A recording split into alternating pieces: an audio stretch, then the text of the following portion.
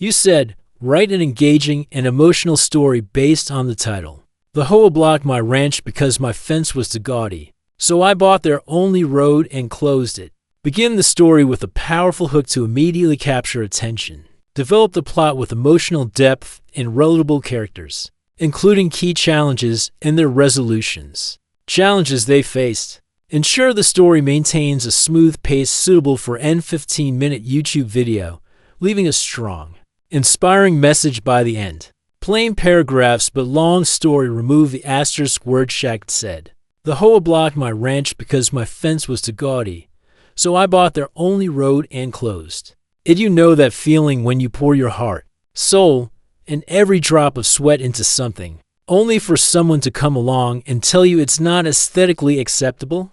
That's exactly what happened to me. My name's Mark Daniels, and this is the story of how a group of smug HOA board members tried to crush my dream ranch and how I made them regret ever underestimating me. It all started 3 years ago when I finally bought a quiet piece of land on the edge of our small town in Texas. I'd spent half my life working overtime shifts, saving every dollar I could to make one dream come true, a place where I could raise horses, grow vegetables, and breathe in peace. When I finally got it, it wasn't just land. It was freedom. The first thing I did after buying the property was put up a fence. Not just any fence. I built it with reclaimed wood from my family's old barn, painted in bold, rustic colors: deep red, forest green, and amber brown. It was meant to tell a story, a tribute to my late father who had built that barn with his own hands. Every piece of that fence meant something to me, but apparently, to the HOA, it was too gaudy. I still remember the letter. It came in a crisp white envelope with the HOA logo stamped like a badge of superiority. Dear Mr. Daniels, it read, your fence does not comply with community aesthetic standards. You are required to repaint or remove it within 14 days. I laughed when I first read it. My ranch wasn't even in the HOA's development. It was on the outskirts, separated by about half a mile of road and pasture. But apparently, my land technically fell within the HOA's extended jurisdiction, as they called it, because the only access road to my property passed through their community. At first, I thought it was just a misunderstanding. I went to their next board meeting to explain my side. The room was filled with the kind of people who spoke through forced smiles and passive-aggressive comments. Their leader, a woman named Diane, was the kind who looked at you like she was trying to find your flaws. She adjusted her pearls before saying, Mr. Daniels, we're all for individuality, but your fence simply doesn't align with the neighborhood's character. I looked her straight in the eye and said, Ma'am, my fence isn't meant to align with your character. It's meant to honor mine. That didn't go over well. Within weeks, I started receiving fines. First $100, then to $150, then $500 for non-compliance. I tried to fight it legally, but the HOA had their documents, their bylaws, and their smug confidence. My lawyer told me the battle could take years and cost a fortune. I was angry, sure, but mostly, I was heartbroken. I'd worked hard for this dream to let them bully me into submission. But what could I do? Then, fate handed me the perfect opportunity. One evening, while chatting with a friend who worked at the county office, I learned something interesting. The only paved road leading into the HOA's community, Hickory Lane, wasn't technically owned by the HOA. It had been under a private trust since the 1970s. That trust had recently gone up for sale because the owner passed away. My heart skipped.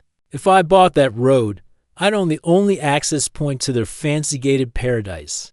I asked my friend to confirm it twice. When he did, I called my lawyer the next morning.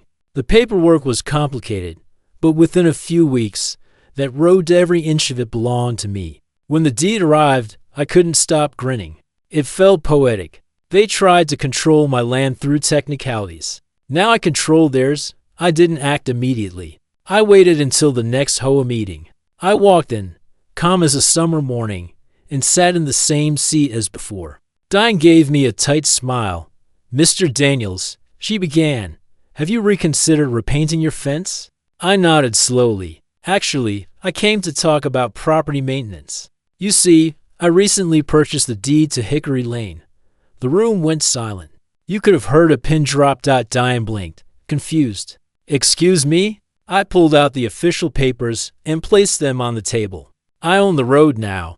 The same road every one of you drives on daily. Which means, effective next month, I'll be closing it for maintenance and upgrading it to a private drive.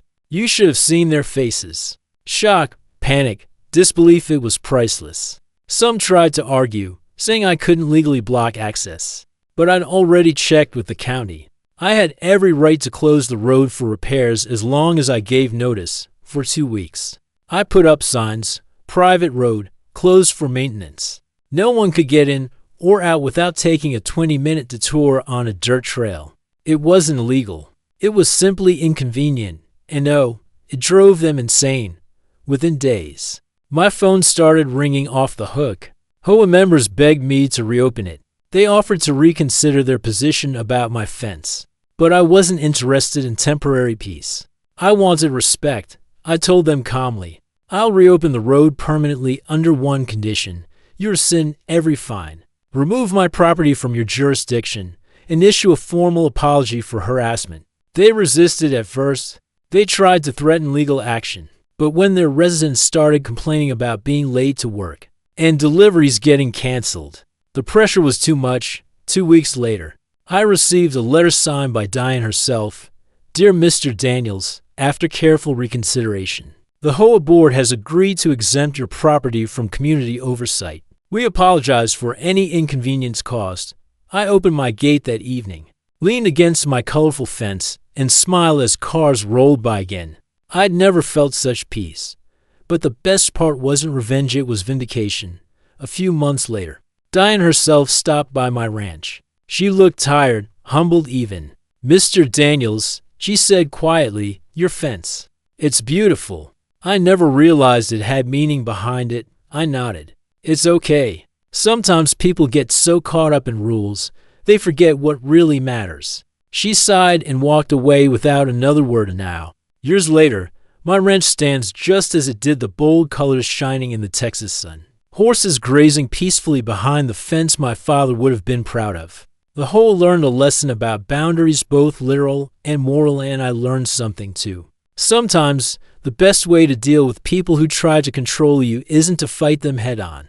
It's to remind them calmly, cleverly, and decisively that your freedom isn't theirs to dictate. And every time I drive down Hickory Lane, I smile.